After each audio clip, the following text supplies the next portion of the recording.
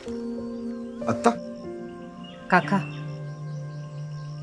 10वीत मला 78% मिळाले तेव्हा तू म्हणाला होतास की आता करिअर वगैरे काही नाही, पोळपाट लाटणं घ्या आणि पोळी भाजी विकणं सुरू करा.